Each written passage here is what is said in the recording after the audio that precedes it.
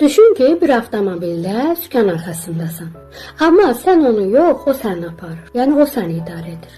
Heç bir əmrə, heç bir komandaya tabe olmur. Başıboş bir şəkildə hara gəldi, necə gəldi irəliləyir.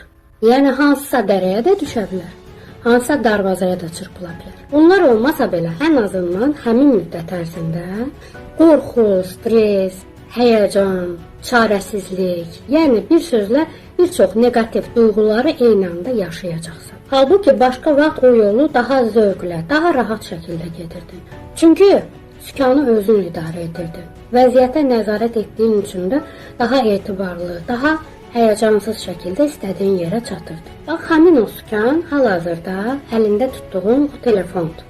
Bildirişlər, xəbərlər, daimi dəyişən kadrlar, lazımlı, lazımsız, negativ, pozitiv fərq etmir. Hər şey sanki dayanmadan bir sel kimi üstümüzə gəlir. Əvvəllər boş vaxtımızı keçirdiyimiz, vacib məlumatlar üçün istifadə etdiyimiz bu cihaz hazırda bizi özü ilə sürüyən bir sel axınına oxşuyur. Çünki diqqət etsəniz, sosial şəbəkələrdə əvvəllər lazımsız, mənasız kimi görünənlər belə artıq diqqət çəkməyə başlayıb. Nəticədə isə həyatın içinə doğulduğun halda onu sadəcə ekrandan izləmiş olursan və ən pis variantını izləyirsən.